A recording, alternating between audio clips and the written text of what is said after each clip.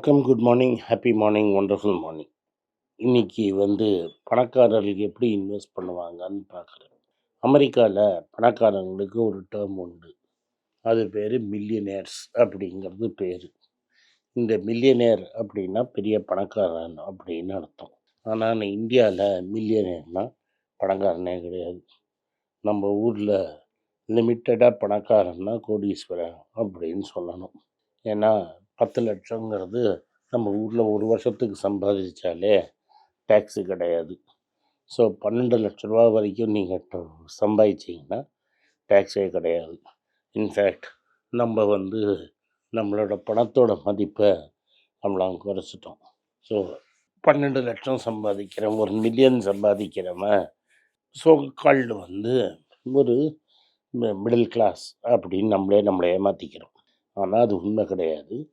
ஒரு average median Indian 2,40,000 ரூபா தான் சம்பாதிக்கிறான். 5-6 மடங்கு அதுக்கு டேக்ஸ் கிடையாதுன்னு சொல்லி நம்ம வேறு லெவலுக்கு போயிட்டோம். பட் 12 லட்சத்தை வச்சு நீங்கள் ரிட்டையர் ஆகி பணக்காரனாகணும்னு நினச்சிங்கன்னா அது முட்டாள்தனம். இது வெல்த்தை பற்றி பேசுகிறதுனால 12 லட்சங்கிறது வெல்த் இல்லை. இன்ஃபேக்ட் என்ன கேட்டிங்கன்னா 1 கோடி ரூபாய் இருக்குது அப்படின்னா கூட அது வெல்த்து கிடையாது. ஏன்னா 1 கோடி வச்சிங்கன்னா இன்றைக்கி நீங்கள் பெஸ்ட்டு பாண்டில் போட்டால் கூட 9 லட்ச ரூபா வரும். உங்கள் வயசு என்ன மாதிரி 57, 58 இருக்குன்னா இன்னொரு 20 வருஷம், 25 வருஷம் இருக்கிறதுக்கு வாய்ப்பு இருக்குது. இந்த 25 வருஷத்தில் 8 வருஷத்துக்கு ஒரு வாட்டி உங்கள் எக்ஸ்பென்ஸ் டபுள் ஆகும். ஸோ 3 வாட்டி டபுள் ஆகும். இன்றைக்கி 80,000 ரூபா செலவு பண்ணுறீங்கன்னா நீங்கள் இறக்குற சமயத்தில் 2,80,000 3,20,000 ரூபா வரைக்கும் உங்களுக்கு செலவாகும். ஆனால் இந்த 1 கோடிங்கிறது உங்களுக்கு வெறும் 70,000-80,000 ரூபா தான் இப்போ கொடுக்கும். அதனால் உங்களுக்கு 3,20,000 ரூபா வேணும்னா மாதம், வருஷத்துக்கு 37-38 லட்ச ரூபா வேணும். அப்போ மினிமம் நீங்கள் 70-80 இன்றைக்கி வாழ்க்கையை நடத்துகிறீங்கன்னா உங்களுக்கு 4-5 கோடி இருந்தால் தான் நீங்கள் ஃபஸ்ட்டு லெவல் ஆஃப் பணக்காரனே ஆறீங்க. ஸோ இந்த பணக்காரங்கிறத என்னங்கிறத உங்களுக்கு டிஃபைன் பண்ணுங்கிறதுனால நான் சொல்கிறேன். ஸோ அமெரிக்காவை பார்த்து நம்ம சூடு போட்டுக்கிற மாதிரி மில்லியனேர் அப்படிங்கிறத பற்றி நம்ம பேசி யூஸே கிடையாது. அதனால் நம்ம கோடீஸ்வரன் அப்படிங்கிறதையும் பார்த்து 5 கோடிங்கிறது தான் காசு. 5 கோடி இருந்தால் தான் உங்களால் ரிட்டையர் பண்ண முடியும் ரொம்ப கம்ஃபர்டபுளாக. ஒருத்தர் டிவியில் என்கிட்ட பேசும்போது 50 கோடி ரூபாய்க்கு இன்வெஸ்ட் பண்ணால் தான் நீங்கள் மிடில் கிளாஸ் அப்படின்னாரு. அதெல்லாம் கனவு. ஸோ இந்த 50 கோடிங்கிறதெல்லாம் பெரும் கனவு. ஓகே. 2வது, முக்கால்வாசி பேர் நம்ம வேலைக்கு தான் போகிறோம். வேலைக்கு போய் ஒரு அளவுக்கு மேலே உங்களால் சம்பாதிக்க முடியாது. அதனால் வேலைக்கு மட்டும் போனால் போகாது. நான் முன்னாடியே உங்கள்கிட்ட நேற்று சொன்ன மாதிரி கெக்கபூ அப்படிங்கிற டெக்னாலஜியை யூஸ் பண்ணி நீங்கள் கான்ஸ்டண்ட்டாக பட்ஜெட்டிங் பண்ணிகிட்டே இருக்கணும். கான்ஸ்டண்ட்டாக கான்ஷியஸ் ஸ்பெண்டிங் பண்ணிகிட்டே இருக்கணும். கையில் என்ன இருக்கோ அதை சும்மா பேங்க்கில் வச்சுருந்தீங்கன்னா நஷ்டம் ஆகுங்கிறத நேற்று வீடியோலேயே உங்களுக்கு எக்ஸ்பிளைன் பண்ணிட்டேன். அதை நீங்கள் இன்வெஸ்ட் பண்ணிகிட்டே போகணும். பட் வெறும் கையில் கிடச்சதை மட்டும் நீங்கள் இன்வெஸ்ட் பண்ணிங்கன்னா நீங்கள் பெரிய பணக்காரர்னா ஆகவே முடியாது. நடுத்தருவுக்கு தான் வருவீங்க. அதனால் இந்த பெரிய பணக்காரர்கள்லாம் அட்லீஸ்ட் 20% ஆஃப் தேர் பணத்தை இன்வெஸ்ட் பண்ணுவாங்க அப்படின்னு ஒரு தியரி உண்டு. தட் இஸ் அமெரிக்கா, யூரோப் இது மாதிரி ஊர்லலாம் நெட் இன்கமில் 20-25% அவங்க சேவ் பண்ணிகிட்டே இருப்பாங்க. அதுலேருந்து அவங்க ப்ராஃபிட்ஸ் க்ரோ ஆகிட்டே இருக்கும் அப்படிங்கிறது அவங்களோட ப்ராப்ளம். அதனால் நீங்கள் எந்த பர்சன்டேஜ் ஆஃப் யுவர் இன்கம்மை சேவ் பண்ண போகிறீங்க, எவ்வளோ பர்சன்டேஜ் ஆஃப் பணத்தை நீங்கள் சேர்த்து வைக்க போகிறீங்க அப்படிங்கிறத நீங்கள் ஒர்க் அவுட் பண்ணணும். நம்ம அப்படிலாம் பண்ணுறதில்ல. நம்ம கைக்கு எட்டாத பொருளை வாங்கிறதுக்கு எப்படி இஎம்ஐ போடலாம், இஎம்ஐயில் எப்படி செலவு பண்ணலாங்கிறது தான் நம்ம யோசிக்கிறோமே தவிர நம்ம பணத்தை எப்படி சேர்த்து வைக்கலாம் அப்படிங்கிறத பற்றி இன்றைக்கி இருக்கிற இளைஞர்களுக்கு யோசனையே கிடையாது. ஆனால் ஆக்சுவலாக நீங்கள் பண்ண வேண்டியது எவ்வளோ பணத்தை நீங்கள் சேர்த்து வைக்க முடியும் அப்படிங்கிறத நீங்கள் புரிஞ்சுக்கிட்டாலே உங்களோட வாழ்க்கை மச் பெட்டராக இருக்கும்.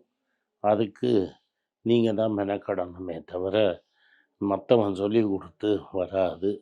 பல பேருக்கு இது மாதிரி அட்வைஸ் பிடிக்காதனால வாய்க்கு வந்தபடி பேசவும் பேசுவீங்க.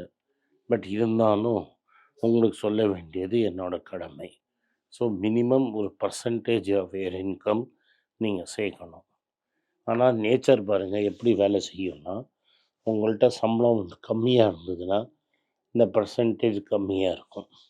உங்கள் சம்பளம் ஜாஸ்தி ஆக ஆக அந்த பர்சன்டேஜ் ஜாஸ்தி ஆகிட்டே போகும். அதனால் இந்த பணக்காரன் இருக்கிறவன் இன்னும் பெரிய பணக்காரன் ஆகிட்டே போவான்.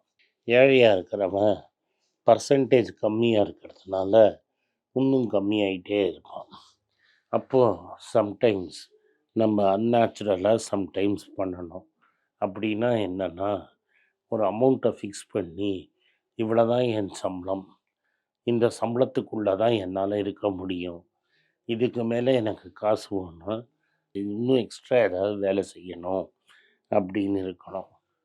நார்மலாக எல்லோரும் என்ன பண்ணுவாங்கன்னா 20% ஆஃப் their இன்கம்மை சேவ் பண்ணணும். 20% நீங்கள் சேர்த்தாலே லாங் டேர்மில் நீங்கள் பெரிய பணக்காரர் ஆகிடுவீங்க.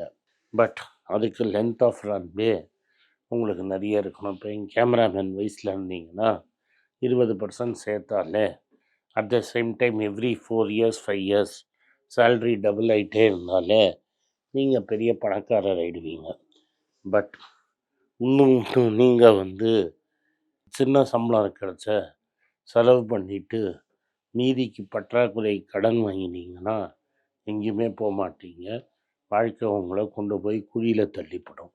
அதுக்கப்புறம் மேலே ஏறி வருதே ரொம்ப கஷ்டமாயிடும், அது வீணாக போயிடும். அதனால் அந்த தப்பை செய்யாதீங்கிறது என்னோடய அட்வைஸ். இன்றைக்கி உங்களுக்கு 15,000 சம்பளம்னா என் கணக்கில் நீங்கள் 10,000 தான் நம்ம சம்பளம். அந்த 10,000த்துக்கு எப்படி நம்ம வாழணும் அப்படிங்கிறத கணக்கு போட்டு 20% சேருங்க. இன்றைக்கி அந்த ரேஞ்சில் நீங்கள் இருந்தீங்கன்னா பணம் கையில் வர வர வர உங்களோட சேவிங்ஸ் இம்ப்ரூவ் ஆகிட்டே போகும், பணம் இம்ப்ரூவ் ஆகிட்டே போகும். அப்போது நீங்கள் லட்சத்தில் சம்பளம் வாங்கிறச்ச 30-40% வரைக்கும் சேவ் பண்ணுவீங்க. ரெண்டாவது, அந்த வசீரும் செஸ் போர்டு கடையும் மறந்துடாதீங்க. அது பல வாட்டி சொல்லியிருக்கிறேன். ஸோ நீங்கள் எவ்வளோ சீக்கிரம் 3 ஈக்குவேஷன் தான். உங்கள் ரேட் ஆஃப் ரிட்டர்ன் என்ன, உங்களுக்கு லென்த் ஆஃப் ரன்வே என்ன அப்படிங்கிறது தெரியணும். அண்ட் எவ்வளோ இன்வெஸ்ட் பண்ண போகிறீங்க. இந்த 3 ஈக்குவேஷனை வச்சு தான் உங்களால் எவ்வளோ வெல்த்து க்ரியேட் பண்ண முடியுங்கிறத யாராலையும் சொல்ல முடியும். ஸோ அமௌண்ட்டு சின்னதாக இருந்ததுன்னா லென்த் ஆஃப் ரன்வே ஜாஸ்தியாக இருக்கும். அதே மாதிரி இந்த ரேட் ஆஃப் ரிட்டர்னுங்கிறது வெல் டிஃபைன்டு. நீங்கள் ஓவராக ரேட்டு வரும்னு ஆசைப்பட்டீங்கன்னா நிச்சயமாக நஷ்டமாயிடும். ஒரு கிராஃப் மேலே போடுறதுன்னா X axis Y axis intersect பண்ணுறது 0வாக இருந்ததுன்னா மேலே போக போக ரிட்டர்ன் ஹையர் ஆகும், கிரேடியன்ட்டு. ஆனால் அதே சமயத்தில் ரிஸ்க்கும் ஹையர் ஆகிட்டே இருக்கும். ஸோ எந்த லெவலில் ரிஸ்க் எடுக்கிறீங்கிறத நீங்கள் தான் டிசைட் பண்ணணும். அதனால் தி லெஸ் மீடியம் ரிஸ்க் மேக்ஸிமம் பணம் சம்பாதிக்கிறது தான் உங்களோட ஐடியா. அதே மாதிரி பணக்காரங்க செய்கிறது கோல்டு, பாண்டு, ஸ்டாக்கு. முன்னாடி ரியல் எஸ்டேட், இப்போ புத்திசாலி ரியல் எஸ்டேட்டில் போட மாட்டான். இது மாதிரி 3-4 இடத்துல ஸ்ப்ளிட் பண்ணி பணத்தை இன்வெஸ்ட் பண்ணிங்கன்னா உங்களுக்கு க்ரியேட் பண்ண முடியும். ஆனால் கன்சிஸ்டண்ட்டாக பணத்தை இன்வெஸ்ட் பண்ணாமல் பெரிய பணக்காரன் ஆறேன்னு நினச்சிங்கன்னா நிச்சயமாக முடியாது. நன்றி, வணக்கம். இந்த வீடியோ உங்களுக்கு பிடிச்சிருந்ததுன்னா இந்த வீடியோவை லைக் பண்ணுங்கள், எங்கள் சேனலை சப்ஸ்கிரைப் பண்ணுங்கள், பெல் நோட்டிஃபிகேஷன் தட்டுங்க. இந்த வீடியோவை முடிஞ்சால் உங்கள் சொந்தக்காரங்களுக்கும் ஃப்ரெண்ட்ஸுக்கும் அனுப்புங்க, அவங்கள பார்க்க வற்புறுத்துங்க. நன்றி, வணக்கம். உங்கள் பேராதரவுக்கு மிக்க நன்றி. நான் டோட்டலாக 5 புஸ்தகங்கள் எழுதியிருக்கிறேன். 3 வந்து ஆங்கிலத்தில் எழுதியிருக்கிறேன். அதில் 2 வந்து தமிழாக மொழிபெயர்த்துருக்காங்க. ஸோ டோட்டலாக 5 புஸ்தகம் ஆச்சு. இந்த 5 புஸ்தகத்துக்கு ஹார்ட் காப்பி வேணும்னா நீங்கள் கீழே இருக்கிற வாட்ஸ்அப் நம்பருக்கு மெசேஜ் அனுப்பிச்சிங்கன்னா எங்கள் டீம் உங்களை கான்டாக்ட் பண்ணுவாங்க. இந்த 5 புஸ்தகங்களில் 3 புஸ்தகம் வந்து கிண்டலில் இருக்குது.